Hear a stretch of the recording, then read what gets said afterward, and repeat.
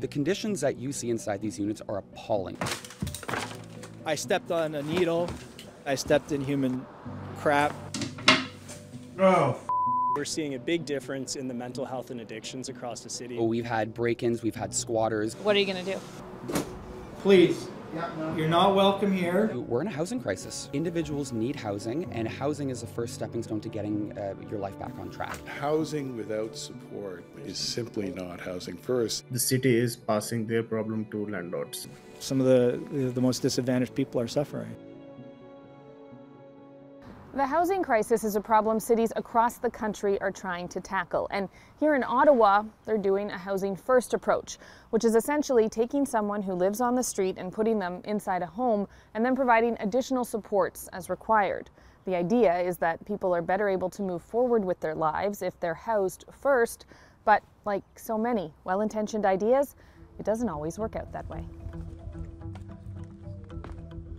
You know, fluids, blood, urine, feces, whatever has seeped in. This is Brian Dagenet. He's a landlord here in Ottawa. He purchased these 3 properties in the Byward Market about 5 years ago.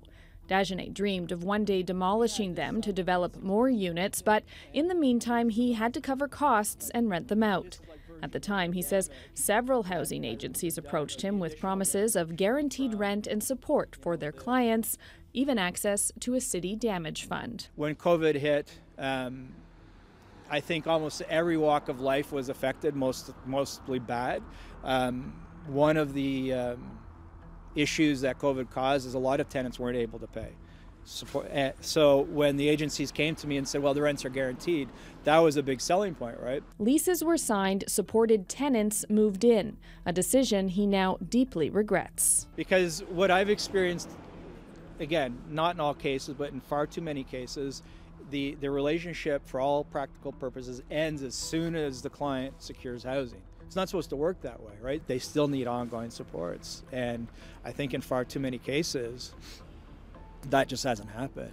Okay, so now we're going to go in and see some of the units that actually were rented? Yeah. Okay. This is the living room here. This is the result. 3 buildings, 13 units, 10 once occupied, now just 3 tenants left. We toured the vacant units, now left abandoned under a layer of filth, damage at nearly every turn. Obviously we didn't witness it, but I mean it looks like knife marks, right? The homes hardly recognizable from what they looked like on move-in day.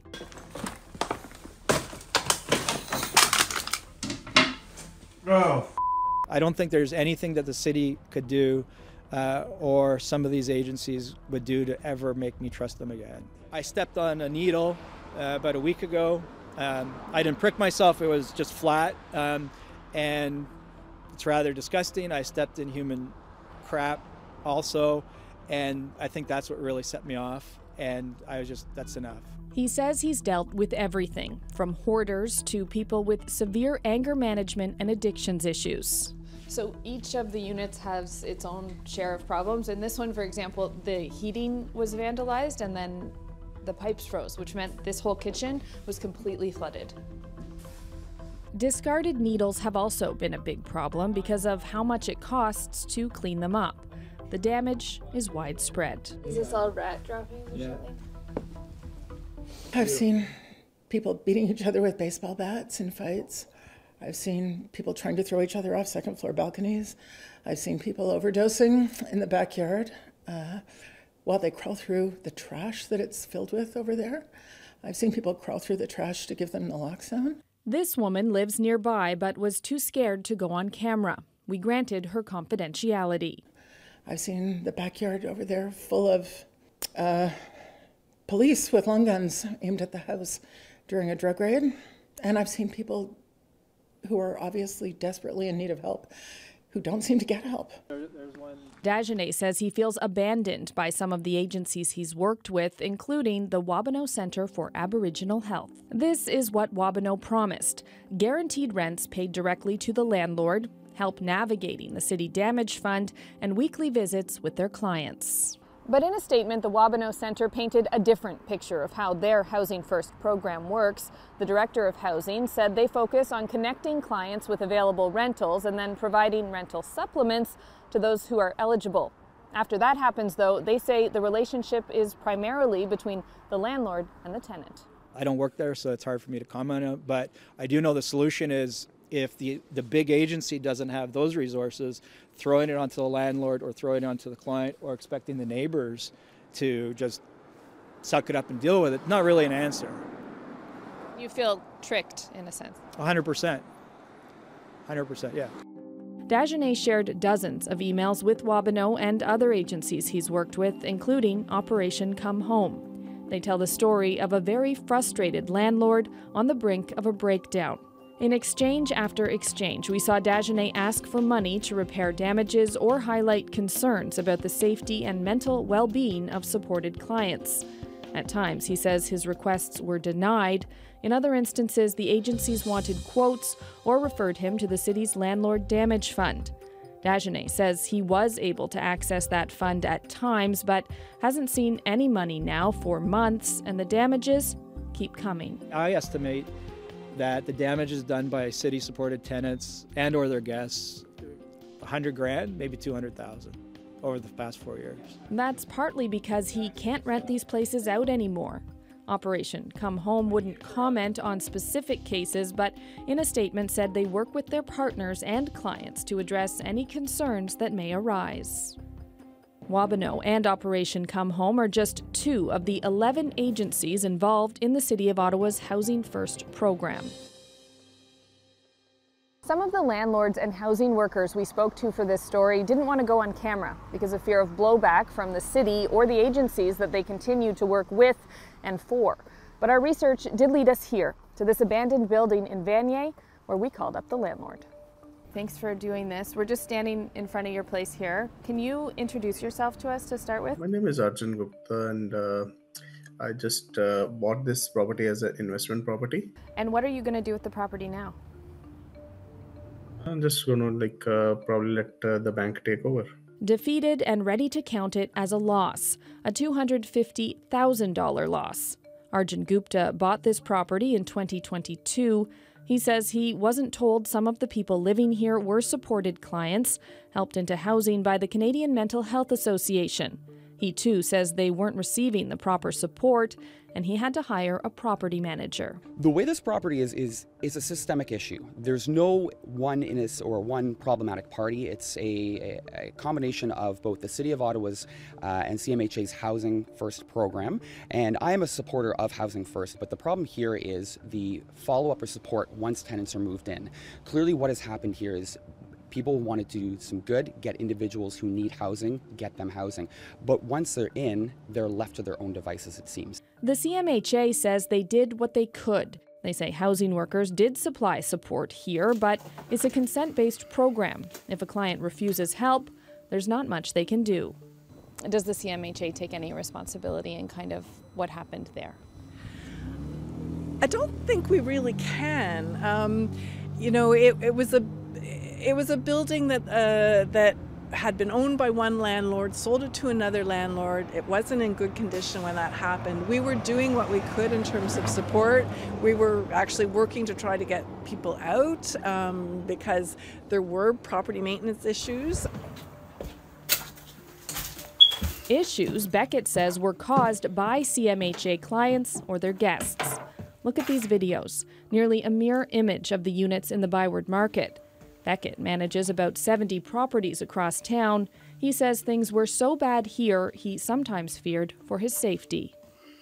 I've had to ask people to leave the site because it's not safe just to walk in the back, whether it's crack pipes, whether it is needles, or even open drugs that are unknown when entering in the property. The CMHA says the clients that were living here had either moved out or been removed from their roster. If their case is closed, it doesn't mean that they move out. No, yeah, they can still be a tenant there, and issues may still arise. So we can provide some coaching to the landlord on how to deal with that situation. Do you think that happened in this case? The landlord did reach out, and we were responsive to him. We connected him to the City of Ottawa to assess his claim, and that's where we left it. Beckett says he tried to access money on behalf of the owner from the Landlord Damage Fund. I've been stonewalled at multiple points. One of the problems we ran into is the competing interests between city departments, whether it's bylaw, fire, and then the City of Ottawa housing program. we went to go get quotes, but we've got bylaw telling us, no, this needs to be done now, and we can't wait on this. We need to have this done first. So we were fined by bylaw for not complying with one of their orders while we were waiting on the city to get back to us with the quotes that we had provided for the work that was to be done. What would you say to other landlords who are approached by these agencies asking to rent their properties? They should never do that. The city is passing their problem to landlords, actually. We wanted to know the scope of the problem, so we asked for some numbers. And after a series of emails and some confusion, the CMHA said that between 2012 and 2022, 704 people were housed through their Housing First program with intensive case management. Of those, about 66% completed the program. The rest of the clients either died, were relocated, or otherwise dropped out. If we remove the clients who passed away from the equation, about 1 in 4 cases didn't work out. And what do landlords do when that happens? We went to the city to find out. They couldn't talk about these particular properties, but say they introduced that damage fund back in 2018 as a safeguard for landlords and to entice them to join the program. It was meant to cover the cost of significant damage caused by clients and their guests. What are the kind of guidelines around that? You mentioned that it's not normal wear and tear, so is the onus on the landlord to prove that it's not normal wear and tear, or is it a case-by-case basis? How does it work? Yeah, because these are taxpayers' dollars, we have quite a robust system of intake and ensuring assessment of each damage claim. Brown stressed that the fund is discretionary and there are limits. So essentially, we don't want to pay, again, because these are taxpayers' dollars, we don't want to endlessly pay to fix units. That's not the intent of the program. When we're not able to work with those agencies to stabilize tenancies in the long term, we do support the landlord if they want to move towards eviction. That's a long process, though, right, to evict people? It is a long process. Especially now, after the pandemic, and everything's so backlogged. Yeah, exactly. And that's why during that period, in a significantly long process to evict, that the unit likely will get much worse. But the thing is, we don't want to throw bad money after bad money, as it were. So how much has the city paid out? Well over $300,000 last year alone, and keep in mind this doesn't include rental arrears. The amounts have been rising annually, which the city says is partly because more people know about the program, but also due to an increase in mental health and addictions issues fueled by a rising toxic drug supply. There's a greater need for supportive housing that has that 24-hour on-site support, and that's a much more extensive level of support than what we currently offer in Housing First. So as we're seeing those needs increase in the community, it's destabilizing more tenancies potentially within the Housing First program. So I guess simply put, we're able to intake less people into the Housing First program, and there's a greater need for supportive housing. But we thought that was the whole point of Housing First, to get people, no matter what challenges they face, into housing and then bring the support to them. To clear things up, we went to visit Tim Aubry. He's an expert. So Housing First got going in the early 90s. The founder, Samson Barris, is a Canadian, but he was in New York City. He heard from so many people that he was doing outreach, well, don't you get it? The first thing we need is housing. Getting your own place. That's the first step. A roof over your head, no questions asked. You get to choose where you want to live, with rental supplements provided. And then agencies tailor supports to your needs. In some cases, extensive support is required. Housing without support is simply not Housing First. Now, what happened, unfortunately, is the term gets thrown around. And programs, will call themselves Housing First. It might help them get funding, for instance. The model's effectiveness is supported by rigorous research done in several countries, including Canada, the United States, and France.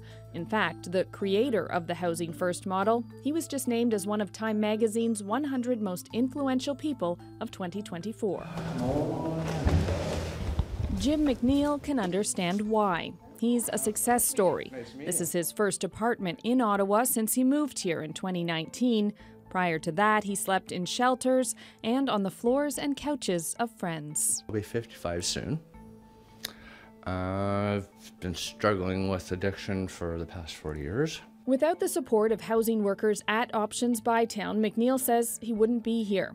but now grapples with fear of losing the place he now calls home. What's it like to have your own place, your own safe place?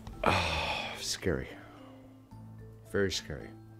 I've been couch surfing for the past 20 years, so I've never really had my own place. I can say it's my place. I love where I'm living. I do. Like, I'm glad I have my own place because now I can come home whenever I want.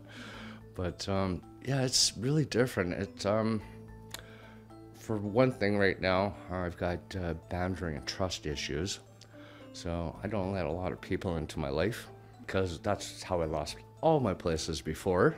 It's hard, all right? Being alone. It's getting better, but the Option by Town people are always there for me. Options by Town says it has a high success rate. Over 90% of people housed through its Housing First program are still housed 2 years later. The executive director says housing workers are available 24/7. The support is really intensive, so again, our staff go on site into these apartments to support people, so they're able to watch for anything that might be going sideways with the tenancy and intervene early on. Over at the Salvation Army, a similar strategy. So when somebody gets housed, my staff are expected to see them at least once a week. Now, if a client needs more than once a week, we can do that. Just once a week is the minimum we want to do. And we go into the house and we can help them with whatever they need. So if some of our clients have never been housed before, so we help them cook, we can help them wash their dishes, we can show them the best way to clean, how to set up a budget, how do we set up guest policy so you are able and have the tools to ask somebody to leave your home. Back in the Byward Market, Dagenet says his tenants weren't given that type of support, and even now the place is being used by squatters. We toured the property for over an hour and didn't realize we weren't alone. So have we been in this one yet? So this building is empty.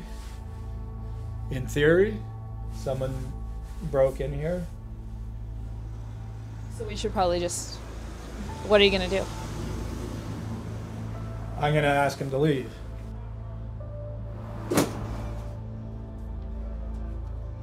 Please, you're not welcome here. It's 12:30. 10 minutes, guys.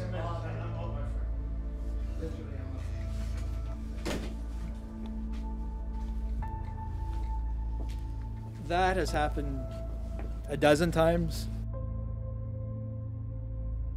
Like, you see that and I think, wow, how much pain that person must be in, or how much damage that person must be suffering to get to that point. And it's, you know, it's hard to imagine, but there's a real sadness to it. You know, my suffering is nothing like these clients and some of their guests.